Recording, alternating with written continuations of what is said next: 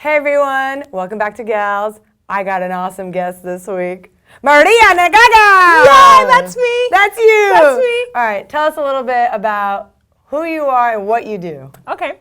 My name's Maria Naggaga. Okay, that's actually an overkill because you already know. I emphasize it so good that you can't even say your own name. I can't say my own name anymore. I killed it for you. And you actually pronounced it really well as well. I love it. So I'm part of the Visual Studio and .NET team, and I'm doing an interesting thing where we take community influence and impact and all their conversations and turn it into a product. So I am responsible for millennials, so like us. I'm actually 47. I just aged really well. I'm 62, but don't tell me. Don't tell me. Okay, so you're trying to get the millennials to use our products kind of approach? Yeah, as a developer. So I think about Visual Studio and .NET and the conversations that we should be having, and also how should we be building our tools for the future.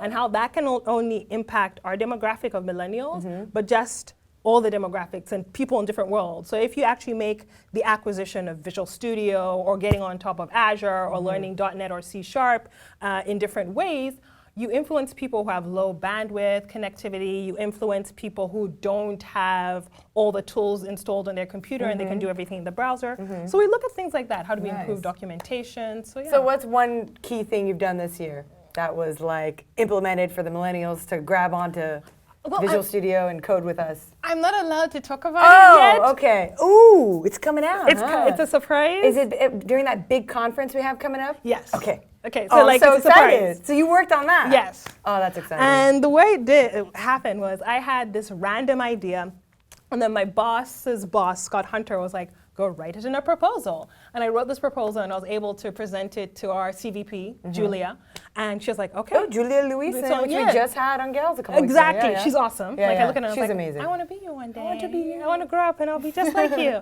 And so I just presented it, and it hit home because I was she just staring at you and going?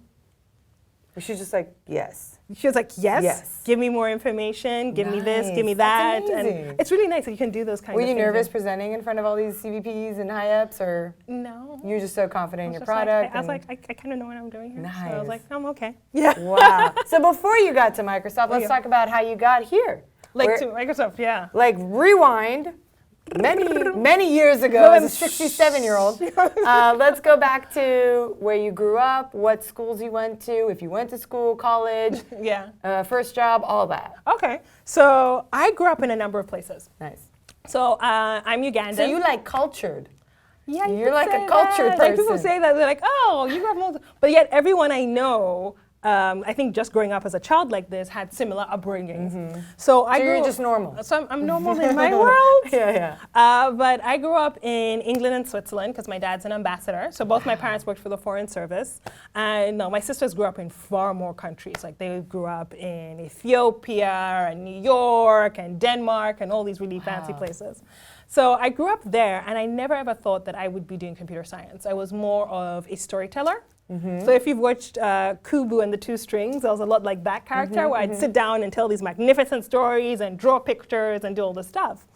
And I also thought I'd be a writer. Then I realized I was dyslexic, and that probably wasn't going to be the route for me. Oh, no. Yeah, so I was dyslexic, so I was a great storyteller, really bad at putting it down into paper. Wow. And then I went and studied history. I finished and I got a history degree. Oh. I graduated, and I just couldn't find a job that I was passionate about. This was what university? University of Cape Town. Okay, cool. So I graduated, and I was like, oh, I just don't know if I can do anything with this. Like, were some jobs that you saw, and you were just like, I'm not going to do that? Most of them were in bank teller, receptionist. There was one which was an investment firm that was accepting anyone who was passionate, which kind of explains the recession. Like if you think about the future. Oh, no. But I wasn't passionate about any of them. Yeah. And then one day I was playing around at an internet cafe, because this was before everyone had internet at their home.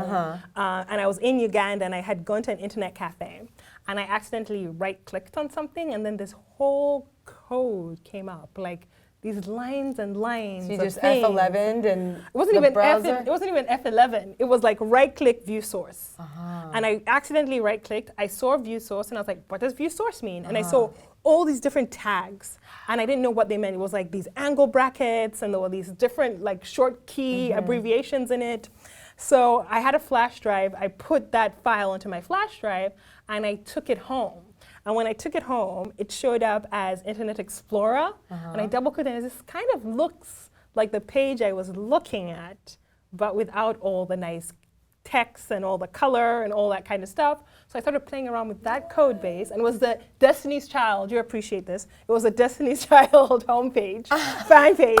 So I started playing around with it. Like what, MySpace or like what was? No, it was one of those like biggest fan kind of thing. So I kept clicking around and I created my own fan page at home that wasn't anywhere but my computer. And then based on that, I went and did a diploma in software engineering. And then my parents were like, okay, you've shown that you showed interest. And I went to Dalhousie University in Nova Scotia, Canada, and did a degree in computer science and biomedical engineering. Oh my God. All from a fan page? Just from a fan page. So I have a deep love of Beyonce and Destiny's Child, so the reason I'm in tech. Yeah. Absolutely. That is amazing. That is the best story I've heard of someone getting into tech. Yeah, I accidentally. I was like, whoa, what does this do? And then, like, you realize all these different things that you can do with code. Like, right now I'm writing a video game, which is also like a story, and it's using Unity, and I'm like, I actually can do this with code and do all the things I like to do. That's a side project too, right? It's not part of your job. It's not part of my job at all. But I'm using things that part of my job. So I'm using C# and I'm using .NET and I'm using a couple of things like that. That's so cool. So Nova Scotia, was it cold? Oh man, that was a culture shock for me. It was so cold in Nova Scotia. Oh yeah. And so much snow, but the people were so friendly. nice. It's actually one of the top countries I want to go to. You want to go to Nova Scotia? Yeah. The province is amazing. I saw a movie and it was based there. And it was about these hockey players, and I was like, it just looks so cool over there. It is so cool. Like Nova Scotia has, like Halifax is like the major town. And it's really... And like the only airport, I think. Oh my God, No, I'm sure there's more. No, there's another one. There's definitely another one. I just don't remember where it is. But Halifax is like a nice small town. And you get everything on one street. And I spent my entire college life living in between the computer science building and the Atlantic Superstore. So any single Canadian who's watching this right now knows exactly what Atlantic Superstore is. So I spent my entire university life walking in a straight line. 4 years just back and forth. And like, it was really cool because most Canadian schools encourage people to do co-ops, and co-ops are paid internships, which is huge. It makes such a huge, like, stress-free on your finances, right? That you're able to do this. So while I was there, I worked at Blackberry. Nice. Which was booming probably then. Which was booming when I did it, right? It was like 2 years before the iPhone came out. So when I got the internship, everyone was like, oh. So jealous. We're so jealous. You got a free Blackberry probably. I got a free Blackberry. It was a wonderful experience. They had this thing, most of my friends had these horror stories of when they were interns at other companies. And they were just basically getting coffee, occasionally looking at code. You really didn't own anything. One thing at Blackberry is that they allowed you to own something. So I was part of the R&D group. So as much as we were working on chips and stuff like that and what the future of the next form factor looked like, they also said, how would you improve our overall process? Nice. So one of the things I noticed, I used to manually enter every single chip number into an Excel spreadsheet. And I was like, no, we can't automate that. So it was my first experience with ASP.net, and I can't remember which ASP.net it was at that time, probably like 2 or 3. And I created this whole web-based system and had a barcode scanner, so all you had to do is scan and do all this stuff. Look at you. And it reduced, like, I can't remember how much they lost in spare parts because of this whole system. And we're able to monitor builds, and that was just an internal tool I built. And then when I went back to Blackberry, I started working on actual features that went into the Blackberry Torch.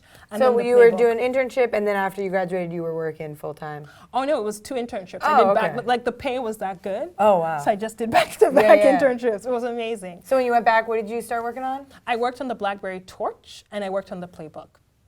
So I got to work on it before it was actually a product. And the cool thing is that they would also trick people within the company. So everyone was working on different form factors, so you never knew which version of the product was actually going to go out. Oh. So that was really cool because you'd get this thing and you're just like, it's mine. what is this? And then somebody else says, mine doesn't look like that. Oh, So then, like, you got to work man. on so many top secret devices. Yeah. It was so much fun. Oh, the that's R&D cool. was fun.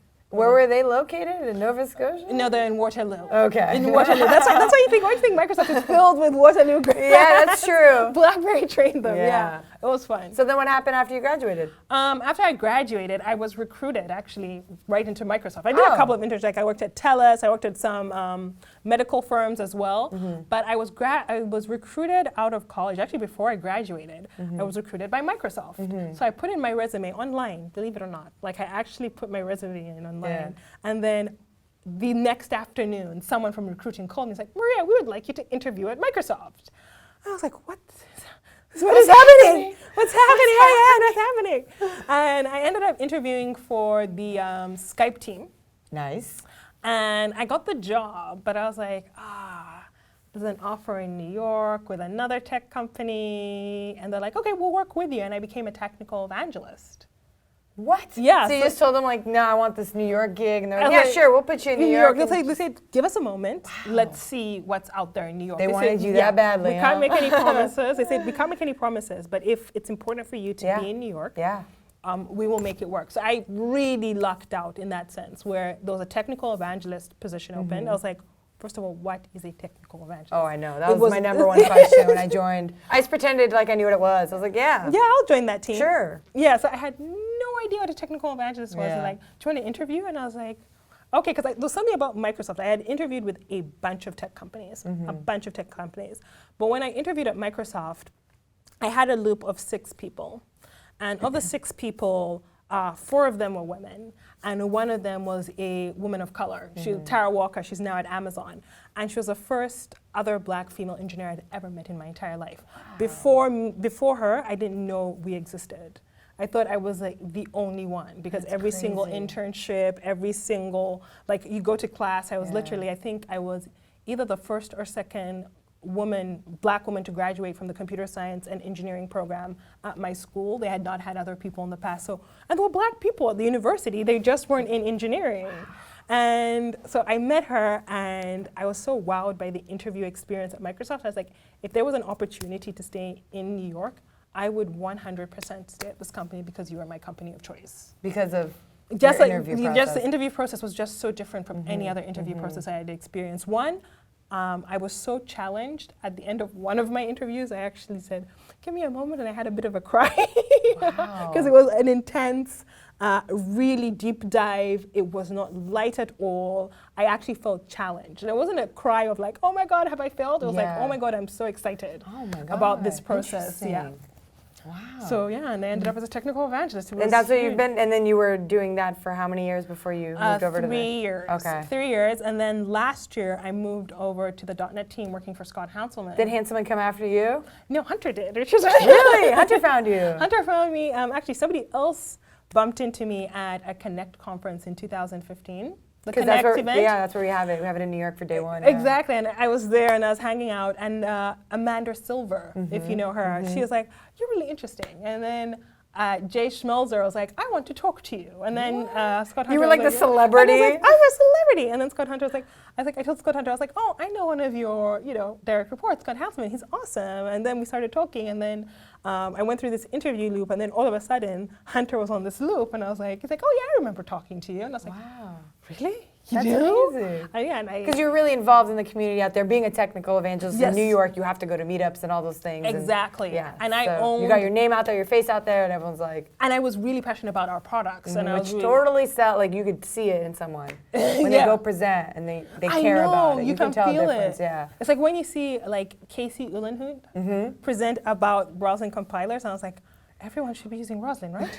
Why aren't they? How is someone so passionate about Roslyn? I don't understand, but she sells it. She sells it. She I'm just loves like, it. I need to go do that. I need to find the docs. I need to do it. Or like when you hear Hanselman talk about like Azure or .NET, or just like, I'm a convert. I'm sold. I know exactly. Yeah. I'm sold. They care so much. So they really care about it. And I think they found interest because I really owned the academic metric. Like we have this concept of metric in DX, and I owned it. Like we had no Microsoft presence within New York schools. So I owned New York and New Jersey. By the time we're done, they knew who we were.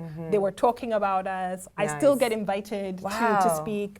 I used to teach at NYU. I was gonna say when I was in university, Microsoft was not the cool hip thing to know. Neither. So me too. I'm hoping you change that perception, because now working here in this day and age, I'm like, wow, the things we do is super cool and hip and like innovative. I know, and the thing is that we are also learning as a company to tell our story more, and I think we're doing a good job as that. Like even from the coding perspective, the fact that we have more open source development. Yep. We have more free tools. Like I would have never used Visual Studio unless it was pirated. But I would have never used Visual Studio as a student because that was a cost I couldn't have. And now there's Visual Studio Community, there's Visual Studio Code. C# and .NET are no longer strictly for Windows. We're totally different now, yeah. We're a totally different company. Like I was talking to a bunch of my peers. There's a group of people called the Practical Dev. You should check them out. And one of them came up to me and said, we want you to do an entire post series on .NET and .NET Core. And I was like, really? Because they're all about Node and Go. And they're like, yeah, .NET Core is cool. And I was like, yeah. Cool. Like, and you're trying to cool it down. Like, I'm not that excited. I'm not that excited that you said this. But yeah. That's awesome. But they said Microsoft is doing some really cool things. Look at our hardware. I want the Surface, the studio. So the dial, the studio, just because you draw. I draw, and I was just like, I just want to get you one of those. I said that. I tried to tell my boss, do you think I could get one? And he's like, will it make you a better coder? And I was like, yeah. You should have said it. I should have said it, but I can't lie to my boss. Like he's just so honest. You just have to be honest with him. We'll make you a better coder. We could. He's like, will it make I could program for the dial if I could. Oh, Miz, let's go back to being the first female woman of color at your university. So what was that like? What were some challenges? I think one, I was the only girl who graduated that year because I realized when I know, it's pretty crazy, right? Because when we joined, we were, also didn't have a huge class because this is Halifax, Nova Scotia. And Dalhousie is also a very niche, very research-oriented school, and they don't expect huge classes. So we were about 14, 15 people when we first joined. We were about maybe four girls. By the time we graduated, I was the only girl. Did they all just change majors? They all changed majors. One moved to occupational therapy, another one went to biology, another one went to business. We just started dwindling down. I mean, your first degree was history. Exactly, right? People change minds. People change minds all the time. But a lot of them, like one of my friends just left because she was like, I can't deal with this anymore. I can't deal with the fact that, I think one of the big challenges that we had was when you went through the intern program, was the boys always got selected first. Like they always got selected first. And that was always really daunting because I was like, hold up, I have one of the higher grades. Like, why am I one of the... Is it the interview process, you think, or what was it? Oh, you wouldn't even get into the interview process. So they have these round sections. So they have 3 rounds of interview loops. So we found that the boys always got interviews in loop 1, and we always got interviews in loop 2 or 3. And this was not only something that I had experienced, girls in the years ahead of me had experienced. So we went to the Career Services Center and we said we should just do blind resume applications and just use a number. And there was actually a significant change where, it wasn't like some people still ended up in 2 and 3, but you had a lot more girls. And this wasn't only in our department, it was in all departments across the university. So when we introduced that, we actually saw there was more of a balance. Because we realized, are they looking at our name? Are they looking at their grade? Because I always thought it was your GPA. So I invested every single thing to get straight A's. Because I always thought, your GPA is what they look at. Like, that's what they look at. And the first time you do your interview process is kind of really intense because you have no work experience, right? All you have is school. And when you see that happening, you're just like, okay, how does this happen? Interesting. How does this happen for you? So we introduced the concept of blind application. So they still implement that today? I need to check, but we also have a lot more girls going in these days than we did. And there was one girl when I joined, she was the only other black girl in undergraduate. Because like in graduate programs, you're going to see more diversity because you have people coming in from all over the world. In undergraduate programs, it's usually people from within the area. And if you look within the area, it's pretty, there are not that many people of color within Nova Scotia. So it kind of made sense when you see that. But I remember there was this one girl, and she was Afro-Canadian, and she joined the computer science program. And I made sure I worked with her until she graduated. And I was like, you were not leaving. She was your mentee. She was a mentee. So I was like, you have a problem with an assignment? You Skype me. I know I am leaving and I'm going to another place. But if you need help with an assignment, if you need like help writing your resume, if you need any of that. And I think she's starting at Lockheed Martin. So I'm just like, Making airspace crafts and spaceships and I'm very proud. Cool stuff, I'm very proud. But she's like, she's like, oh, I want to give up. Like, I just feel so alone. And I was like, no. If you want, it's important to work with your team. I'm not saying go and create a girl group. You also need to make sure that within your team of your friends and the people that you're in school with is that you create a sense of community. So what I did to do that, because I did realize I was the only woman in my class and I was the only person of color in my class. But rather than feeling isolated, what I decided to do was like, how do I become not the focal point, but how do I become the person they go to? So I started thinking, let's do whiteboard testing. And I'd have people sign up. Like, how do you start writing your code on a whiteboard? Because I had this interview experience when I went to interview for Microsoft as an intern. And I'd share that. And I just created this culture of sharing. Let's do code reviews. Let's do all this kind of stuff. Let's work as a team. And I found that's what really helped me get through the program. That is literally what you do for work now. Yeah, I know. I get paid for that, right? Wow. I was like, things have fallen into place. And now I was just like, now I get paid to do that stuff. So yeah. What is it like being on the team at Microsoft that you're in right now? Is it getting more diverse over time, or is there a sense of community? Or? There is a sense of community. And I think there's a sense of .NET community. The .NET community and about getting, and I think that's really interesting when you think about the role that I had before and the role that I have right now. DX is a wonderful, incredibly challenging role, and I think is a great way for people to understand how consumers actually work. But you're also working on a different product, if not every year, sometimes twice a year. One moment you might be working on Azure, the next moment you might be working on Windows, the next moment you might be working on Office, so it tends to change a lot. And that can be amazing. It can be absolutely amazing. But you also don't get to grow your community that much because you're just like, hey, Windows community, and then you're like, okay, now I'm on Azure community. But with the .NET community, you're growing and taking that feedback from the .NET community. So I also have a greater challenge where I have to figure out how do we create new .NET communities? So the people who haven't been using it since the very day it was created.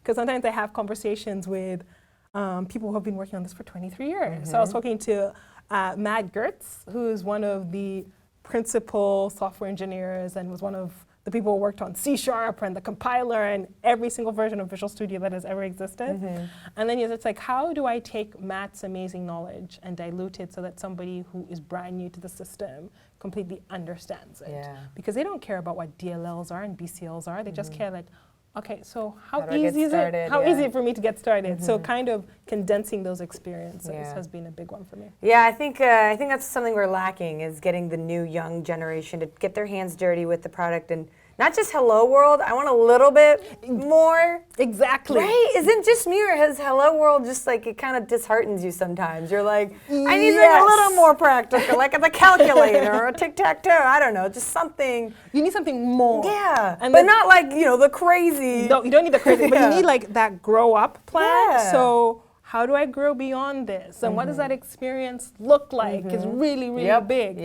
And how do we do it without overwhelming people? Because I always tell people, the things underneath, if someone is truly passionate about it, they will find out. We don't need to pile it all on top of them at that one moment. So those are one things that I've been like, and also when people think about our generation and the younger generation of people who are learning, they think about, oh, these guys have no idea. And I was like, no, they do know. Yeah. They do know. They just want to know, how do I quickly adapt to this? And that's why when you see platforms like Code Academy, I don't know if you've heard of them, or Free Code Camp, or Code School, and these are all people that I work with to kind of get them excited about C#. Onlining? They're all online. Okay, yeah. And I think one of the things that they've done really well is, how do we remove the install experience? Because when I was in school, I was gonna say now, I just went and downloaded VS 2015. It was like that, but then I had really fast internet here. Exactly. Yeah, right? I was gonna say, I don't know what, at home it'd probably be brutal. It would be so. Imagine if you wanted to learn how to build. Let's say you want to do something like Hello World, right? So in the past, if you wanted to do Hello World, you'd look at a tutorial. It's like, get Visual Studio. Okay, let's install Visual Studio. Okay, now you have to figure out how to do File, New, Project, Console Application, type in console, right line, Hello World. Yeah. So you just installed a tool to just say Hello World. Yes. That's you true. can't do that anymore. Yeah. Because people are now writing things in the console where you just like, npm install what you need to do, and then you write your first line of world code. Or you can type Python, and then the console opens up for you. And those are different things that we're working on. Yeah. Like, how do you do it locally without the hassle of installing everything? And not the hassle, but like without the overwhelming experience.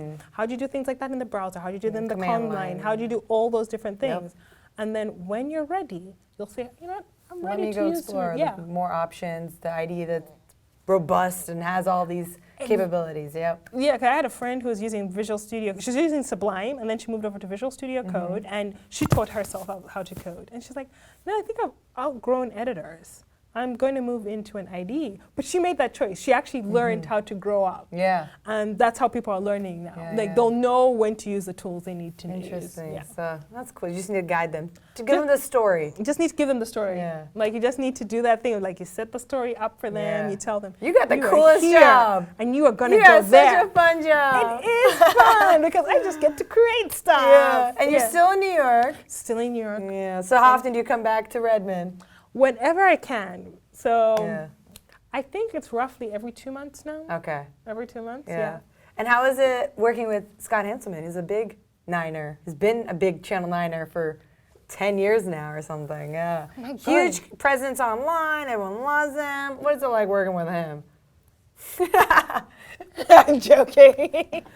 Working with Scott is great because it's really good to work with someone who knows their stuff, really, truly knows their stuff, loves to share, and has this really genuine respect within the community.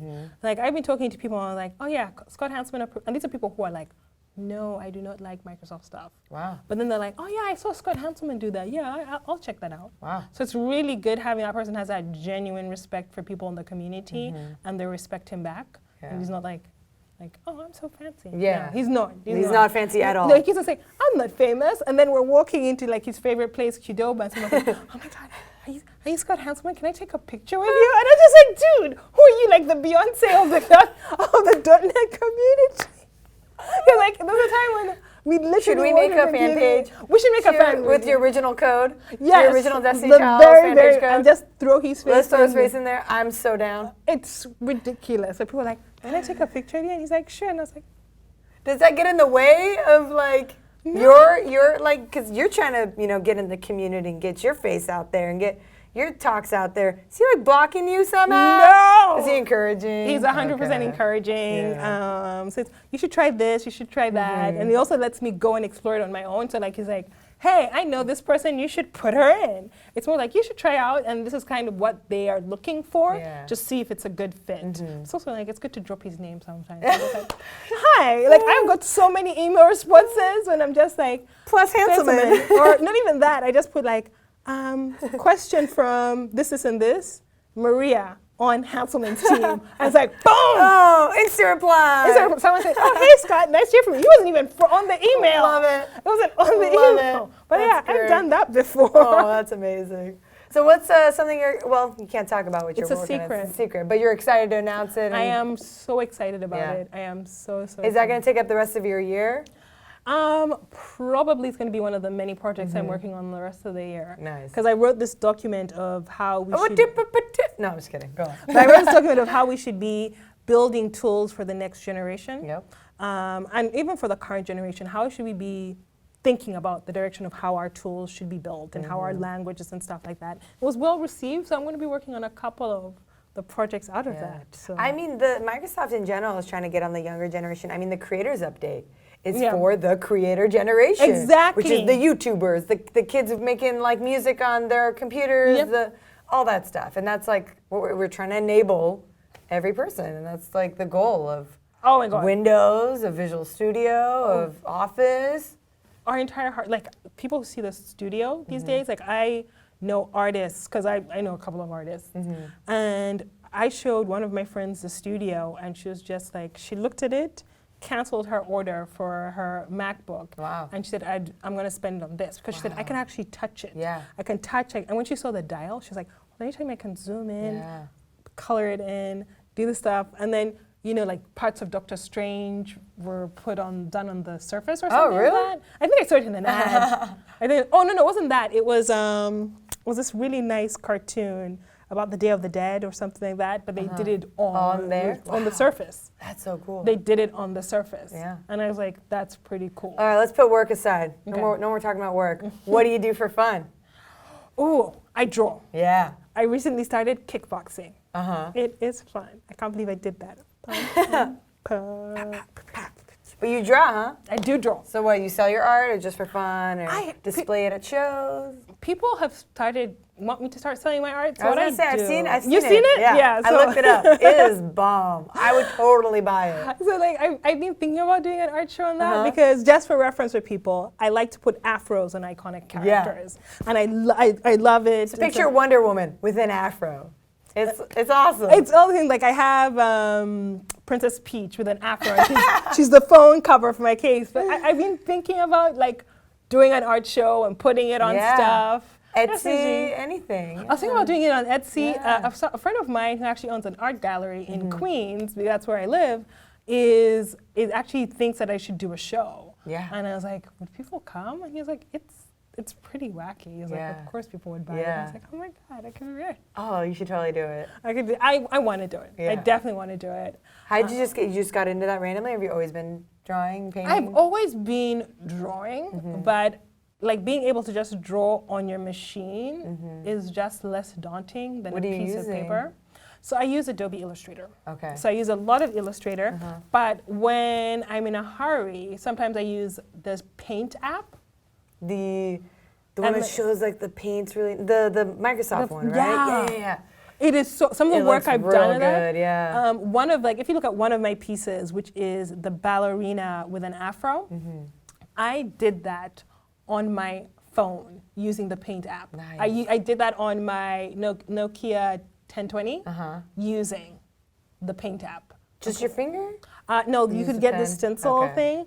But people are like, you did that on your phone? I was like, yeah. With my pinky. With my eyes closed. It was crazy. Yeah, with my nail, and I put it in and stuff like that. That's so cool. So yeah, painting, drawing is a huge part for me. Yeah. Also, I know it's kind of cliche, but listening to very funny podcasts has become like my favorite thing. Funny? Like there are so many great podcasts on these days. One of them is Two Dope Queens. You should definitely listen to that. Is it just like a comedy hour between it's and they have all these guests on. Yeah. And I went to watch them live. Absolutely brilliant. And I haven't done that. I haven't listened to comedy podcasts. I'm always looking at like these growing into a better person, money, this podcast. I need to focus on fun podcasts. You need to focus on fun content, and there's so many great ones. So Jessica Williams. Okay. Do you know who she is? She was on the Daily Show. Give me more. So the Daily Show. She had these amazing braids. I need more. Anything else she's on? She's beautiful. She looks like me. She looks like me. She's beautiful, amazing. She's like everything cool. I didn't think about anything. Yeah. Like I'll look her up. You'll look her up. I'm sure if I saw her, I'd be like, oh yeah. But yeah, she has this great podcast with Phoebe Robinson, who's another comedian, who has another podcast called Too Many White Guys. Which is interesting. So what? These girls have like 3 different podcasts? They have like 3 different podcasts. How do they have time in the day? I don't know how they do that and they have jobs, but then... Are you going to do a podcast? I've tried. I have one podcast episode. Oh, yeah? And then when your boss is the ultimate podcaster, you're just like, it's okay. No. I think you should utilize him. Like, hey, can I borrow some of that gear? He keeps on saying, where's your podcast? Where's your podcast? See? Where's he your wants podcast? you to And have I'm just a like, podcast. You should do it. What was your first one on? It was about something called industry isolation.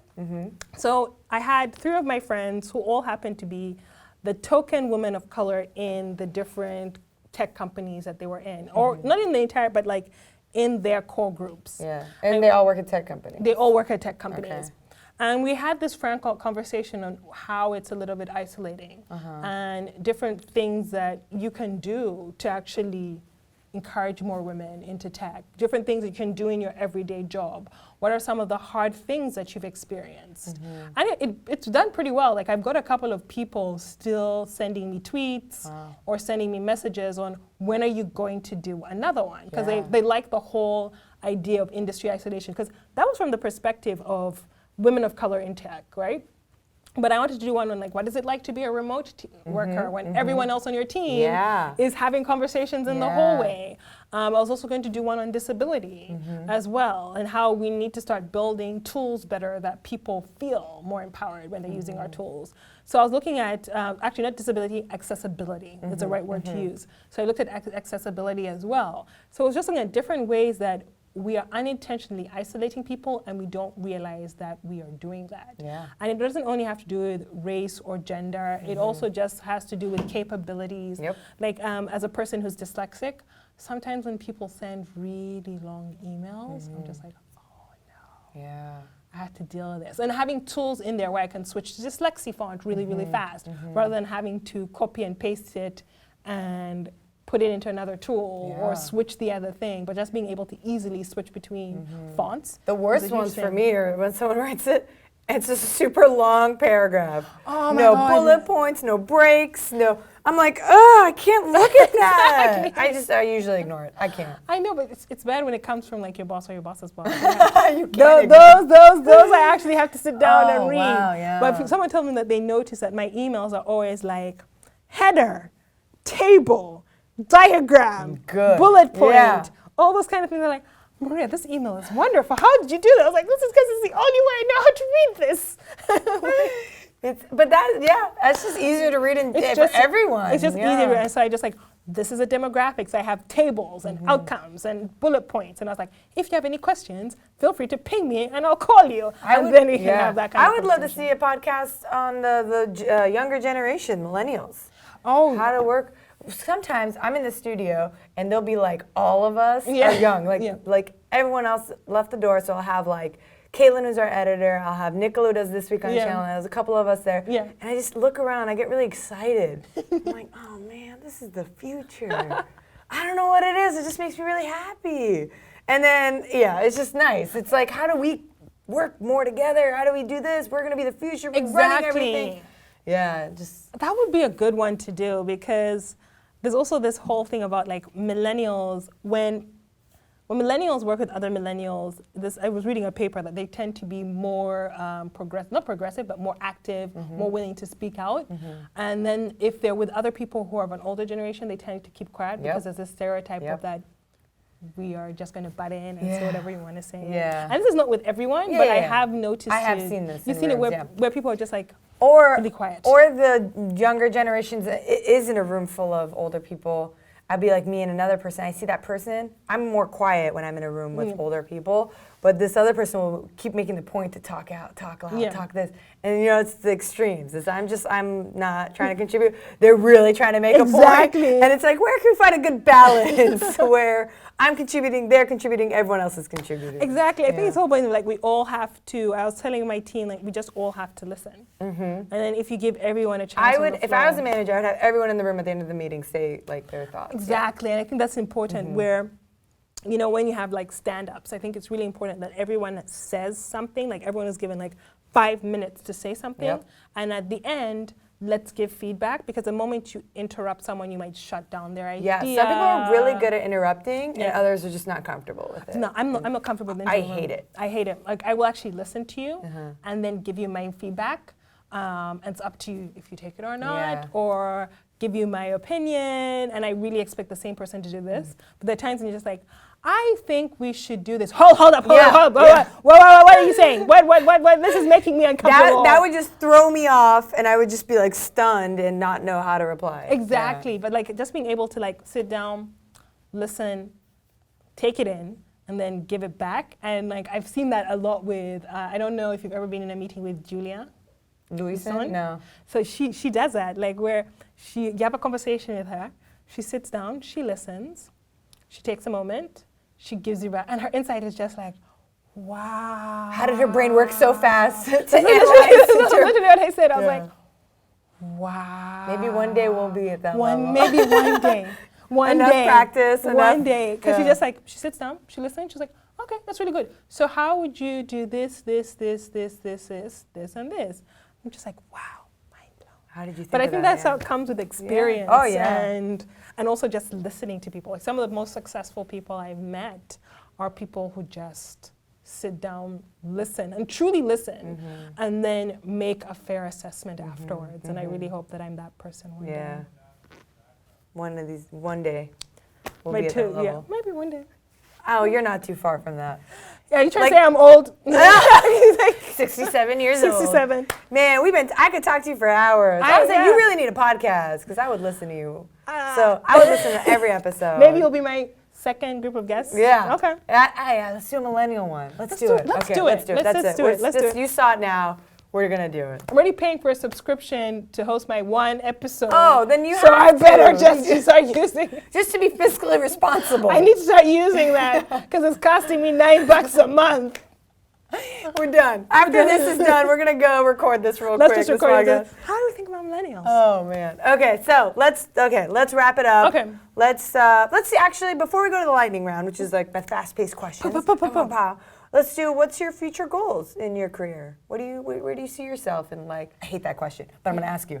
I hate when people look at me. Where do you see yourself in 5 years? I'm like, I'm eating tonight for dinner. Okay, I don't need these. Oh yeah, I have figured out food. What are your long-term goals in life? I want to run the world. That's right, girl. Like honestly, like Game I do over. want to run the world. It's done. But I do want to go into leadership where I'm making more decisions on where things are going, and maybe one day be CEO. I don't know. Yeah. It's not here, I could somewhere. See you running a company, and it would just be so smart.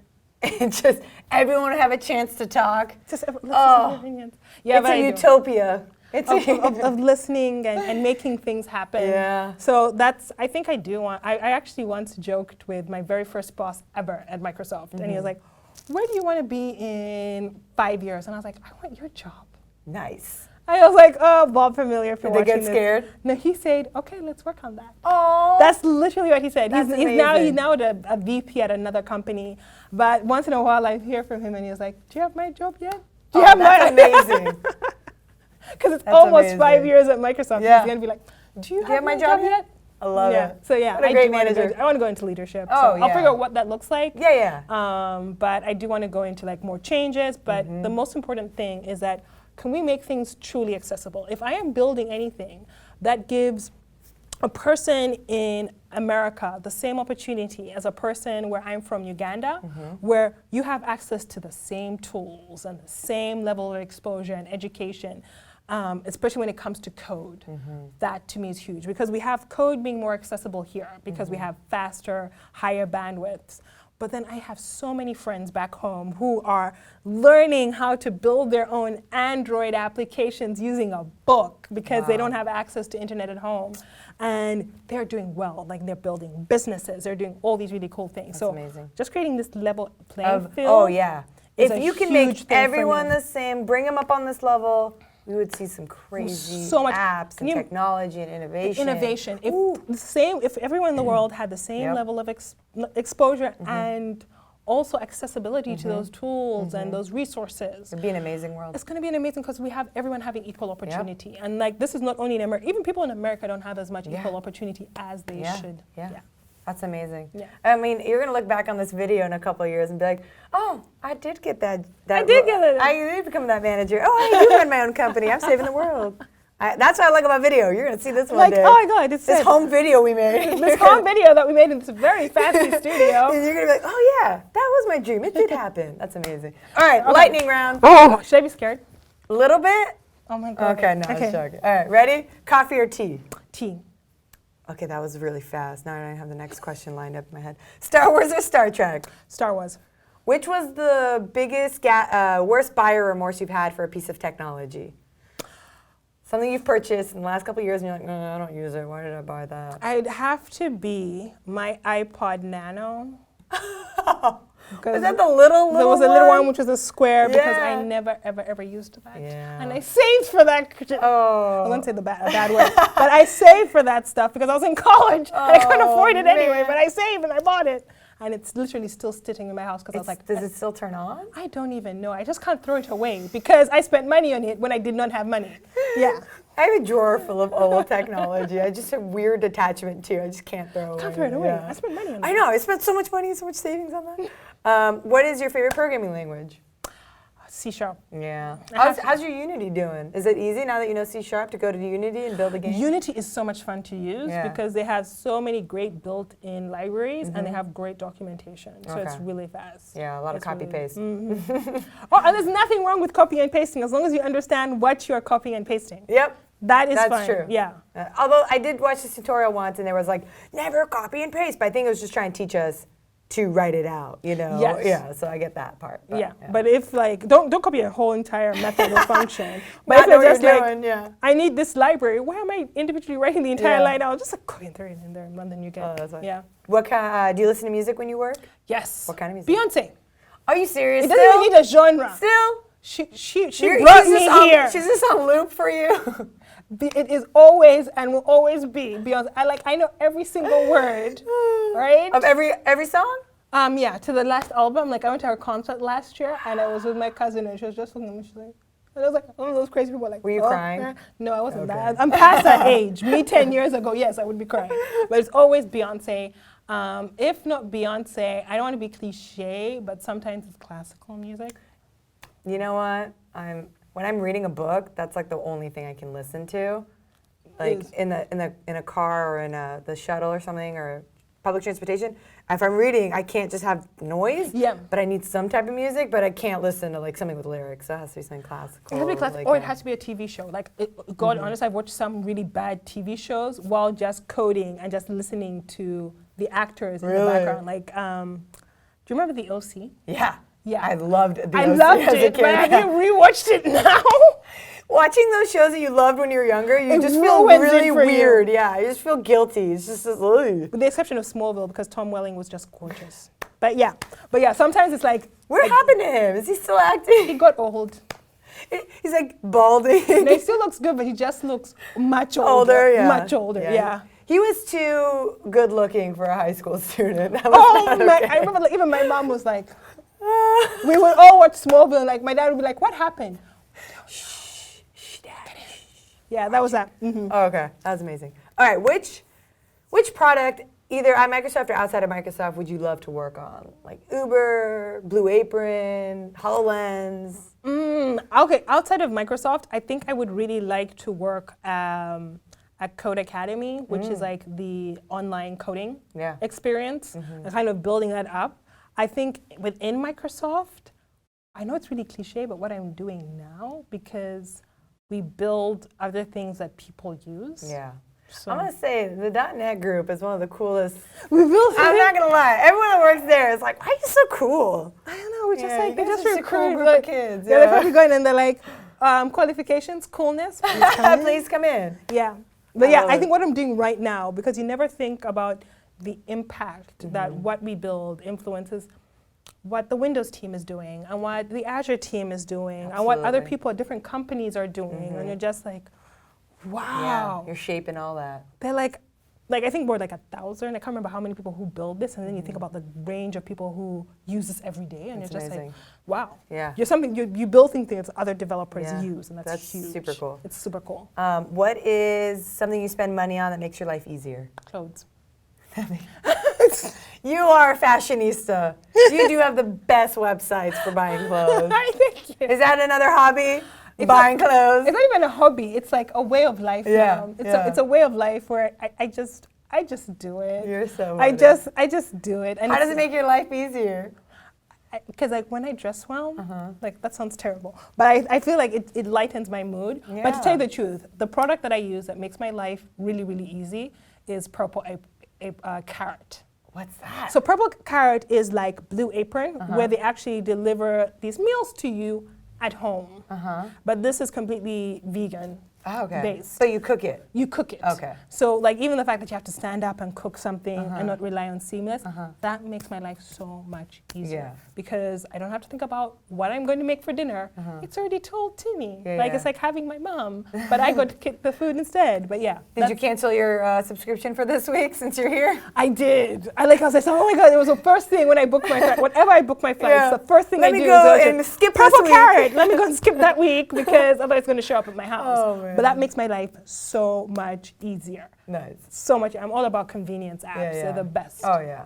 I think our generation has so many subscriptions on so many things, but it is to make our lives easier. Yeah, and we can concentrate on work. Yeah. We can concentrate on work. I know. Like our grandparents didn't have all this stuff, so they didn't spend as much money, but I get to focus on work now. Exactly. And to be honest, like all these other things are actually cheaper for me in New York. Going to the grocery store. Exactly. So much cheaper. Yeah. Okay, that's cool. Like using Uber versus having a car or, Oh, I haven't driven a car since 2007. That's the way. I was just like, I hate driving. I was like, I like someone said, maybe you should go back and do your lessons. I was gonna say, I live in New York, so I don't drive. Like, so when you stay here in Redmond, which is not a big city, it's not good public transportation here. How do you get around? Lyft. Okay. I just get the app and I go bum bum bum done. Yeah. And it's so much cheaper here than it is in New York, so I don't feel as bad when I. So you haven't driven a car since 2007. I haven't had to, like, as I told you, in college it was in between one road. It was a line. It was literally a line, and I had one of those old lady carts. Like, so I put my groceries in, and I wasn't like I wouldn't have to stop. And then I moved to New York, and I didn't have to drive.